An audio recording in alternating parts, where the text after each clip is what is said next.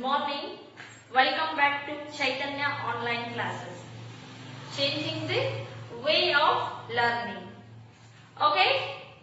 So, I said that every class should be start with that revision here. Okay, shall we go for the revision? What we studied yesterday? In that magnetic effect of electric current. What we saw? So, electric motor. Okay? So, the next concept is what? Electromagnetic induction. So, before that, we all learn that every current carrying conductor will produce magnetic field. Okay? So, it produces its own magnetic field. It was discovered by the scientist Hans Christian Ørsted. Because of him, due to him, this is a chapter what we are going to be studying today. No? So this is all because of that Ørsted. Okay? He said that, what he said means that every current carrying conductor will produce its magnetic field. So for first class of this lesson only I said, is it possible to produce current by moving magnet? How that current carrying conductor will produce a magnetic field? No. Is it possible to produce any current by moving magnet? Means today we are going to be studying that concept, and it was discovered by the scientist Michael Faraday. So he discovered what? That moving magnet can also produce that electric current. How that electric current carrying conductor will produce that magnetic field? No? In the same way, if a magnet is in motion, definitely it will also produce that current in another circuit. That we call it as electromagnetic induction. So let's see what he did. First, how he used that this stuff. So see what he did. He took one conductor. So this is one conductor, and he connected this conductor with a galvanometer. So what is this galvanometer? This is a device we use to detect the current in the circuit. Okay? The galvanometer is a device which detects the current in the circuit. Okay? So initially he took the coil, okay, which is insulated with wire. Okay, copper wire. Okay, beside this circuit, he kept a magnet. Okay, he took a coil.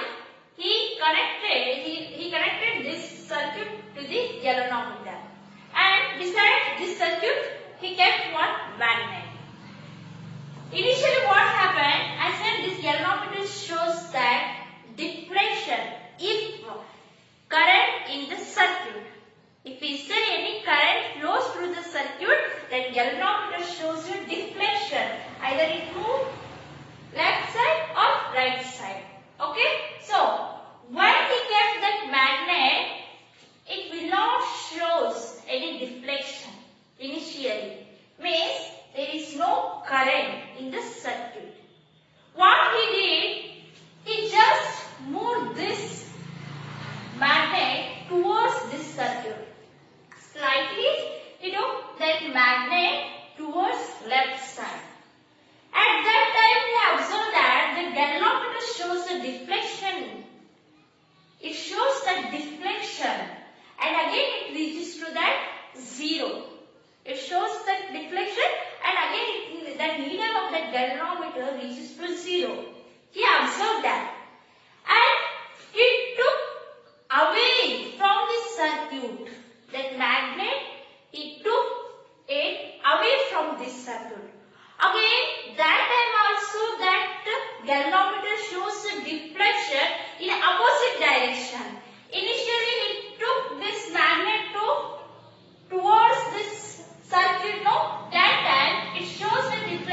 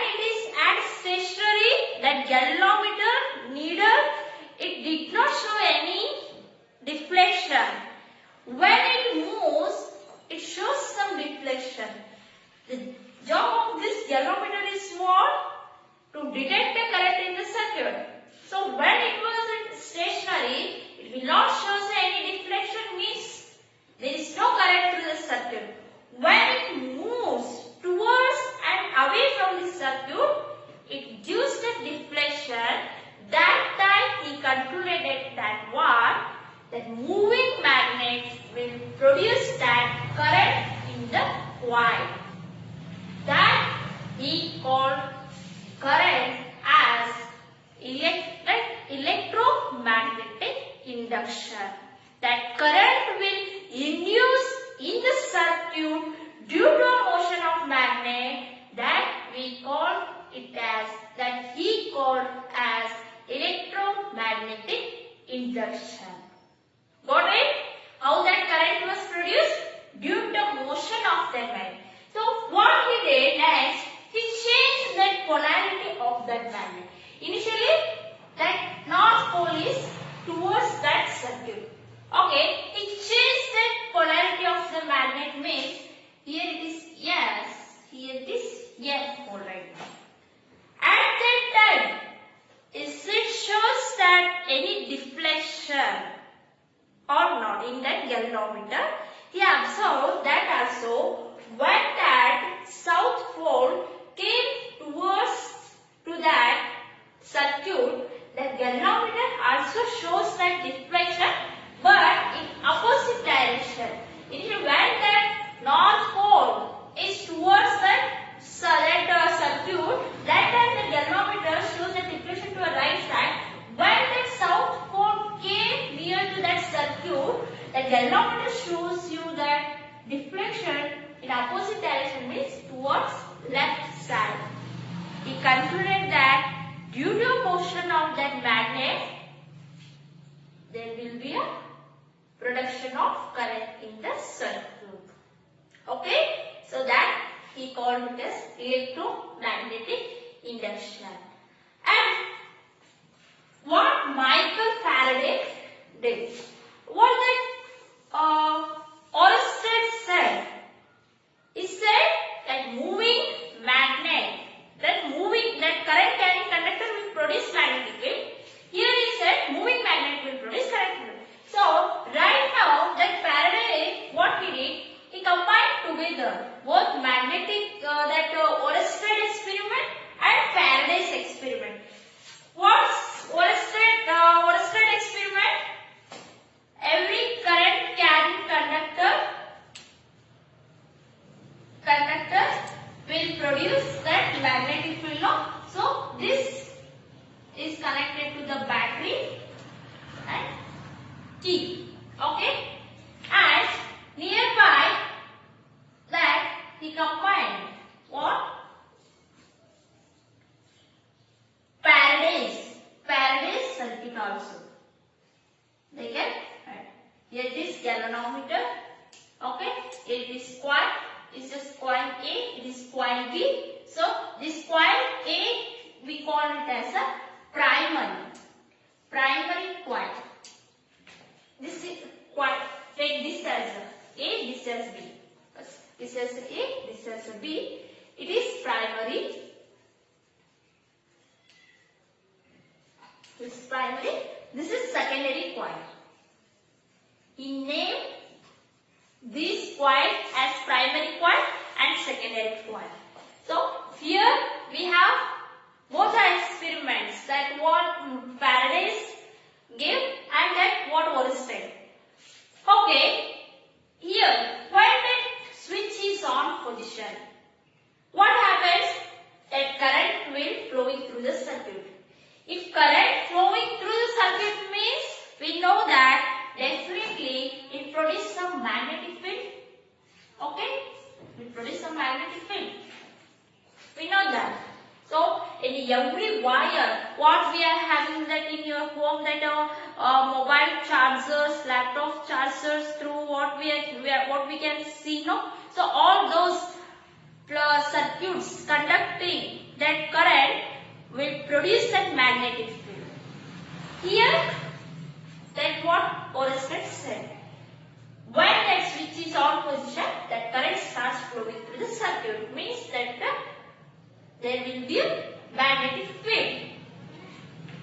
Here, what happens? When we get that coil beside that primary coil, when that current starts flowing through the circuit, that galvanometer shows a deflection. When we switch off that circuit, when we switch deflection means that deflection in opposite direction, again it registered 0. There is no deflection. When we switch on, again it shows a deflection. When we switch off, again it shows a deflection. So means it shows the deflection when we switch off and switch on that key. Means that there must be current flowing through that secondary coil, which is linked with that primary coil. But that Faraday said only moving magnet will produce that current. But there is no movement of magnet, no? Then how can you say that here there will be an induced current? Yes, see, listen. These are what? Magnetic field lines.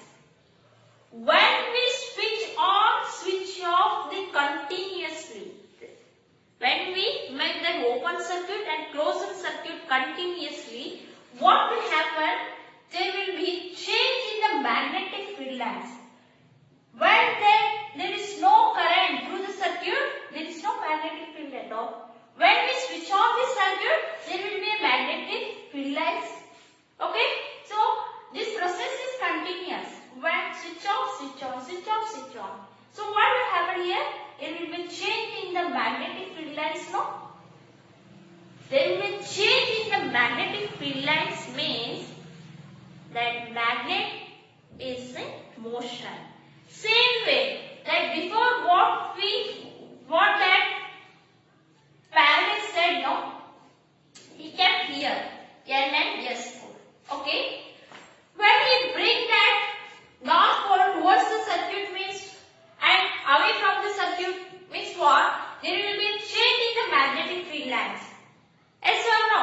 So magnetic field lines are trying to cover this circuit. When it moves away from the circuit, that magnetic field lines are goes on reducing, that decreasing. When it came to near, so those all magnetic nature, we know that nature of that magnetic field lines are like this. Yes or no? Huh? Okay, so means these are trying to cover this magnet when it came to near this circuit. When it moves away, that magnetic field lines are what? Those are also moving away from that circuit. Means there will be change in the magnetic field lines.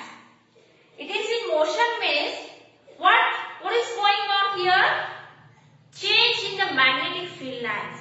Here also, when we switch on and switch off this circuit, change in the magnetic field lines occurs.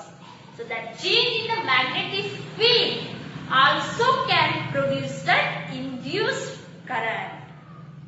Okay? So that we call it as a electromagnetic induction. When that primary coil linked with that secondary coil, there will be change in the magnetic field. That change in the magnetic field causes that current in the secondary coil. When that primary coil linked with that secondary coil, it will produce that electric current linked with the primary coil. That there will be a production of current in the secondary coil due to a change in the magnetic field. That we call it as electromagnetic induction. Got it? Electromagnetic induction means what? Yes, change in the magnetic field produce that current in the another coil, or secondary coil means another coil. Change in the magnetic field produce the current in the another coil, that we call it as the electromagnetic induction. Got it? Okay. Right now tell me, I have one question.